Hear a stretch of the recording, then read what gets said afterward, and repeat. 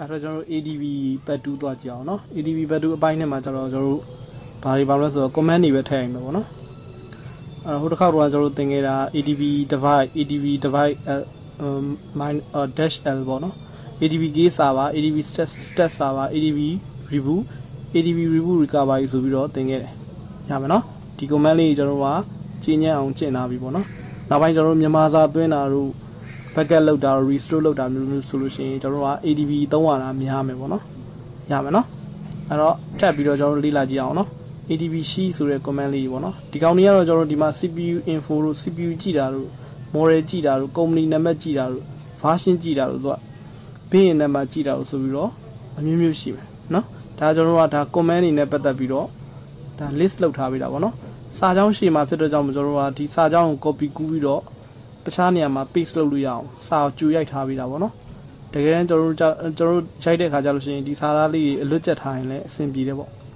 ရမယ်နော်အဲ့တော့တုံးစံအတိုင်းပဲ ADB ကိုဖွင့်မယ် ADB ဖွင့်ပြီးအဲ့ folder ထဲမှာကျွန်တော်တို့ကလွတ်တဲ့နေရာမှာဒီနေရာလေးမှာ right click နှိပ်မယ်ပေါ့နော်ရှစ်ကိုဖိရမှာနော် keyboard ကနေရှစ် click ကိုဖိ right click နှိပ် open command window here ဆိုပြီးတော့နှိပ်လိုက်ပေါ့နော်ပြီးတော့ကျွန်တော်တို့ကထုံးစံအတိုင်းပဲ ADB devices device ပေါ့နော်ဒါဆိုရင်ကျွန်တော်တို့ ADB device ချိန်ထားလားမချိန်ထားလားဆိုတာကိုကျွန်တော်တို့ကစစ်ဆေးလို့ရတယ်နော်ဒါကျွန်တော်တို့ဒီမှာ device လို့ပြရဆိုလို့ရှိရင်ဒါ ADB ချိန်ပြီးသားဖြစ်သွားပြီရမယ်နော်အဲ့တော့ဒီ ADB command လေးကိုရိုက်ထည့်ကြည့်အောင်ပေါ့နော်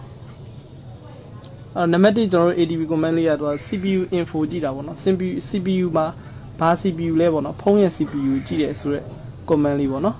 အဲ့ command လေးကိုကျွန်တော်တို့ကသုံးကျင်တယ်ဆိုလို့ရှိရင်အခုကျွန်တော်တို့ရိုက်မထည့်တော့ဘူးပေါ့နော်ဒီဘက်က notepad ထဲဟာကိုကျွန်တော်တို့ကဒီလိုဆက်လက်ပြီးတော့ copy ကူးမယ်ပေါ့နော် right click နှိပ်မယ် copy ပြီးတော့ကျွန်တော်တို့ကဒီဘက်က ADB နေရာမှာ right click နှိပ်မယ် paste နှိပ်ရမယ်နော်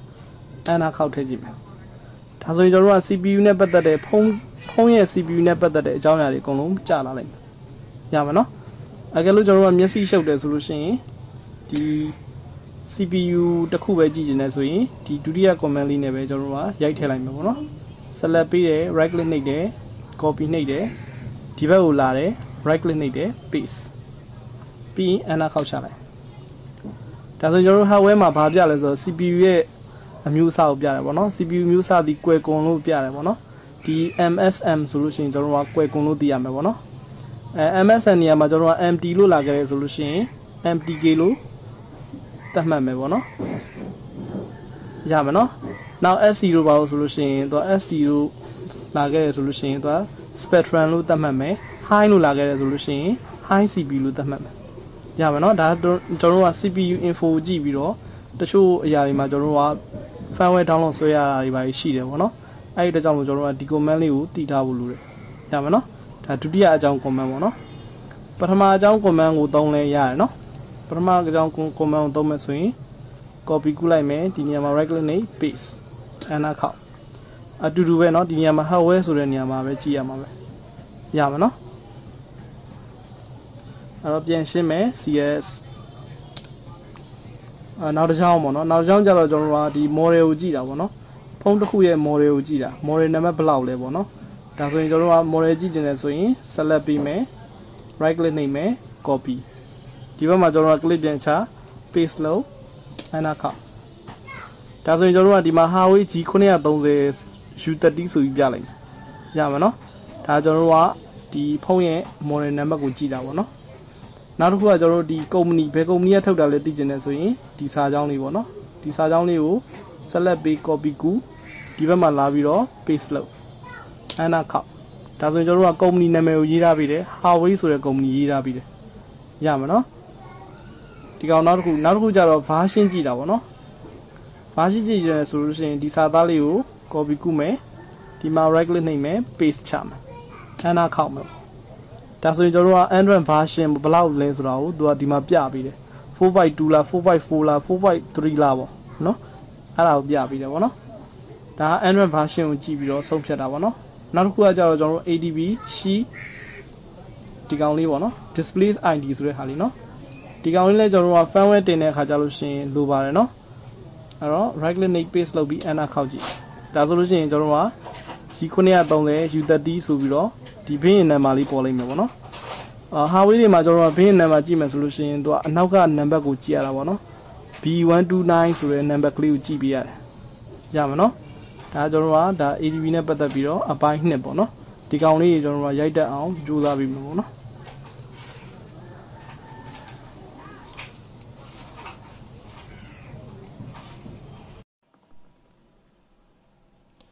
အဲ့တော့ကျွန်တော်ဒီ ADB နဲ့ပတ်သက်ပြီးတော့ကျွန်တော်တို့ part 3သွားကြည့်အောင်နော်ADB ကိုဘာကြောင့်ကျွန်တော်တို့သင်ရလဲဆိုတော့ ADB နဲ့ကျွန်တော်တို့ကအများကြီးလုပ်လို့ရတယ်နော်မြန်မာ font တွေသွင်းလို့ရတယ်ဟိုမှာ virus ကိုက်နေရဆိုလို့ရှိရင် virus ကိုက်နေတဲ့ဖုန်းတွေက system file ထဲမှာတော့ virus ကိုက်နေတဲ့ file တွေကိုသွားပြီးဖြတ်လို့ရတယ်ဟုတ်ပြီနော်အဲဒါကြောင့်ကျွန်တော်တို့က ADB ကိုဆက်ပြီးသင်နေဆိုတဲ့သဘောမျိုးနော်အဲ့တော့ဒီ ADB လေးကိုကျွန်တော်တို့သင်ပေးထားတဲ့ ADB command တွေကိုနားလည်အောင်တက်ကြွအောင်အရင်လေ့လာထားပါနော်ဒါမှသာလည်းကျွန်တော်တို့ကမြန်မာစာသွင်းလို့ရမယ်ဆိုတဲ့သဘောမျိုးရပါနော်အဲ့တော့ ADB ဆက်ပြီးတွားကြည့်အောင်နော်ထုံးစံတိုင်းပဲ shift ဖိမယ် right click နှိပ်မယ် open command window here ဆိုတာရှိတယ်အဲ့ကောင်လေးကိုတစ်ချက်နှိပ်လိုက်ရမှာနော်ပြီးသားရင်ကျွန်တော်တို့ကဒီမှာဒီတစ်ခေါက်ကျွန်တော်တို့က ADB ရှိတဲ့ဝင်မယ်ပေါ့နော် ADB ရှိတဲ့မှာကျွန်တော်တို့ကဒီ ADB နဲ့ပတ်သက်တဲ့ file တွေအများကြီးရှိတယ်ပေါ့ဟုတ်ပါနော်အဲ့တော့ဒီဖုန်းထဲမှာရှိတဲ့ system file တွေကိုဝင်မယ်ဆိုတဲ့သဘောမျိုးပေါ့နော်အဲ့တော့အရင်ဆုံးကျွန်တော်တို့ ADB မိမမိစစ်ပြရမယ် ADB device ဆိုပြီးတော့နော်ဒါဆိုရင်ဒီမှာ device ပြတယ်ဆိုလို့ရှိရင်ဒါ ADB မိပြီပေါ့ပြီးသွားရင် ADB ရှိဆိုတဲ့ထဲကိုဝင်လေ့လာကြည့်ကြအောင်နော်ဒါဆို ADB ရှိတဲ့ကိုရောက်သွားပြီရပါနော်ပြီးသွားရင်ကျွန်တော်တို့ကဒီမှာ app time ဆိုတဲ့ဟာလေးစမ်းကြည့်အောင်အဲ့တော့ app time ဆိုတာကကျွန်တော်တို့ဘာလဲဆိုတော့ဖုန်းတစ်လုံးရဲ့ power ဖွင့်တဲ့အချိန်ဖုန်းကိုကျွန်တော်တို့က power off ထားတဲ့အချိန်ပေါ့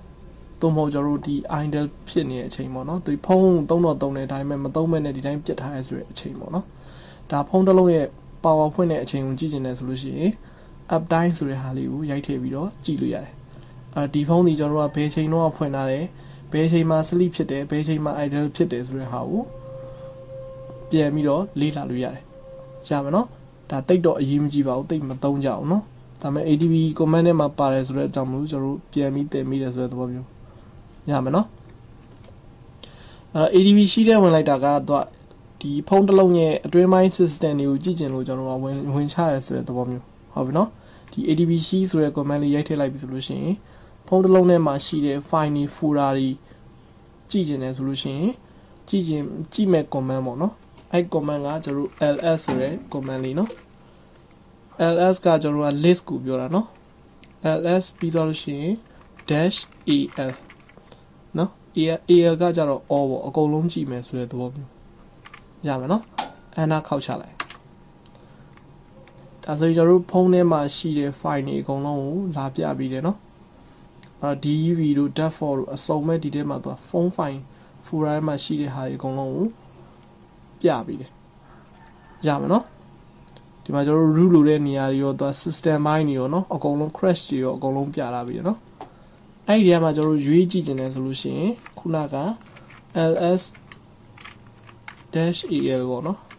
အဲ့ဒီထဲမှာကျွန်တော်တို့ကကြည့်ကျင်တာကဒီ storage ကိုကြည့်ကျင်တယ် select ပေါ့နော် storage storage ဆိုပြီးတော့ရွေးပြီးလို့ရတယ်ပြီးသွားရင် sd card ပေါ့ sd card 0ပေါ့ရမှာနော်ဒီ command လေးကကျွန်တော်တို့ဒီဖုန်းနေမှာဆိုလို့ရှိရင်သူက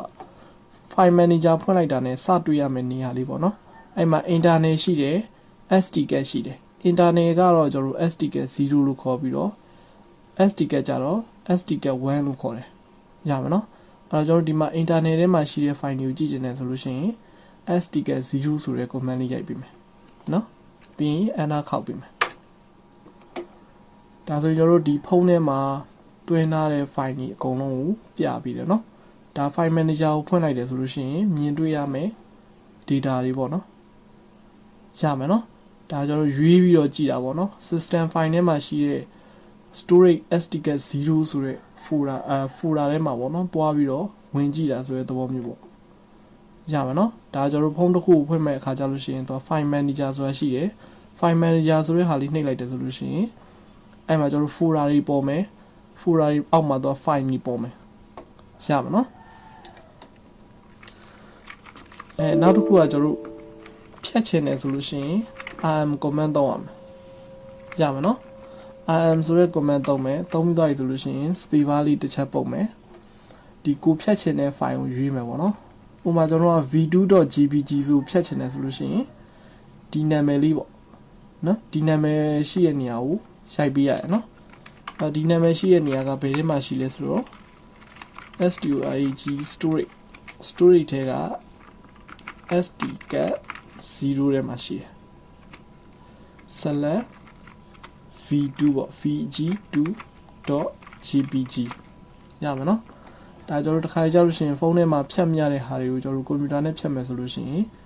ဒီ command လေးသုံးရတယ်ပေါ့နော် rm ဆိုတဲ့ command လေးပေါ့နော်အဲ့တော့ဘယ်ထဲကဖြတ်မှာလဲဆိုတော့ storage ထဲက sdcat 0ထဲက v2.jpg ဒီဟာလေးကိုဖြတ်မယ်ဆိုတဲ့သဘောမျိုးရမယ်နော်အဲ့တော့အနာခောက်ချလိုက်လို့ရှိရင်အဲ့ file လေးပြတ်သွားပြီပြတ်မပြတ်ပြန်ကြည့်နေတယ်ဆိုလို့ရှိရင်ခုနကပြောတယ် ls-al ပြန်ခေါ်ကြည့်ပေါ့ storage storage/sdcat 0ဆိုပြီးတော့ပြန်ထည့်ကြည့်လိုက်ဒါဆိုရင်ကျွန်တော်ခုနကဖြတ်ခဲ့တဲ့ v2 မရှိတော့ရမယ်နော်တခါကျရင်ကျွန်တော်ကဖုန်းထဲမှာ virus တွေပါရှိတယ်ဆိုလို့ရှိရင်ဒီနည်းလေးနဲ့ကျွန်တော်ကဖြတ်လို့ရတယ်ပေါ့နော် command ကတော့ဘာ command လဲဆိုတော့ rm ဆိုတဲ့ command လေးပေါ့ရမယ်နော်နောက်တစ်ခုကကျွန်တော်ဖုန်းရဲ့ site ကိုကြည့်နေတယ်ဆိုလို့ရှိရင် df ဆိုတဲ့ command လေးသုံးရမယ်နော် df ဒီ file site တွေကိုကြည့်လို့ရတယ်ပေါ့နော်ဒါဆိုလို့ရှိရင်တော့ကျွန်တော်တို့ဒီမှာဘယ် folder ဒီဘယ်လောက်ကျန်နေတယ်ဆိုတာကို site ကပြပြီးသားเนาะဒီမှာ data ဆိုလို့ရှိရင်ကျွန်တော်တို့ကဒီ site ကဘယ်လောက်ပေးထားလဲဆိုတော့1006ဆိုပြီးပေးထားတယ်သုံးထားတာဘယ်လောက်သုံးထားလဲဆိုတော့292 MB ပဲသုံးထားတယ်ဟုတ်ပြီเนาะကျန်တာဘယ်လောက်ကျန်လဲဆိုတော့973 MB ကျန်သေးတယ်ရပါเนาะဒါကျွန်တော်တို့ဒီ data တွေမှာရှိတဲ့ file site တွေဘယ်လောက်ရှိလဲ use သုံးထားတာဘယ်လောက်ရှိလဲ free speed ဘယ်လောက်ရှိလဲဟောပုံနေတဲ့ဟာဘယ်လောက်ရှိလဲပေါ့အဲ့ဒါတွေကိုကျွန်တော်တို့ကကြည့်ကျင်တယ်ဆိုလို့ရှိရင်ဒီ df ဆိုတဲ့ command လေးသုံးမိရတယ်ရမယ်နော်နောက်တစ်ခုကကျွန်တော်တို့ဘာသုံးမိရသေးလဲဆိုတော့ reboot ပေါ့နော် reboot ကတော့ကျွန်တော်တို့ရှေ့မှာသင်ခဲ့ပြီးသားဒါပေမဲ့ကျွန်တော်တို့ဒီမှာ power ကိုပိတ်ချင်တယ်ဆိုလို့ရှိရင် reboot -p ဆိုတာကိုသုံးမိရတယ်ရမယ်နော်အနာခေါက်လိုက်ရင်သူကဒီ permission လေးလိုသေးတယ်ပေါ့နော်အဲ့မျိုးဆိုရင်ကျွန်တော်တို့ su ဆိုပြီးတော့ပေးလိုက်နော်ဒါ su ဆိုရင်ဒါ root ထဲကိုဝင်လိုက်တယ်ဆိုတဲ့သဘောမျိုးနော်အဲ့တော့မှ root ထဲဝင်ပြီးသွားရင် reboot -p ဆိုပြီးရိုက်ထည့်ပြီးအနာခောက်ပေးလိုက်ဒါဆိုရင်ဖုန်းကသွား power ပိတ်ပြီးတော့ power ပိတ်သွားမယ်ပေါ့လုံးဝ power ပိတ်သွားမယ်ဆိုတဲ့သဘောမျိုးရမယ်နော် power ကိုအပြီးပိတ်ချလိုက်တယ်ဆိုတဲ့သဘောမျိုးပေါ့တချို့ command တွေကကျွန်တော်တို့က su ဆိုတဲ့စာလုံးလေးရိုက်မှသာလင်ကျွန်တော်တို့ကဝင်ပြီးရိုက်လို့ရတာရှိတယ်ဟုတ်ပြီနော် operation not permit ပေါ့နော်operation ကတော့ဒီ Android operation ကတော့ခွင့်မပြုတဲ့ဟာတွေရှိတယ်အဲ့ခါမှကျရင်ကျွန်တော်တို့က su ဆိုတဲ့စာလုံးလေးရိုက်ပေးရမယ်ပြီးရင် enter ခောက်ချလိုက်နော် su လို့ရိုက်တယ်ဆိုလို့ရှိရင်ဒီဒေါ်လာ sign လေးကနေပြီးတော့ share sign အတွင်းနဲ့ပြောင်းသွားလိမ့်မယ်ဒါဆိုရင်ကျွန်တော်တို့ကဒီကန့်တက်ထားတဲ့ command တွေကိုသွားပြီးတော့သုံးလို့ရမယ်ဆိုတဲ့သဘောမျိုးရမယ်နော်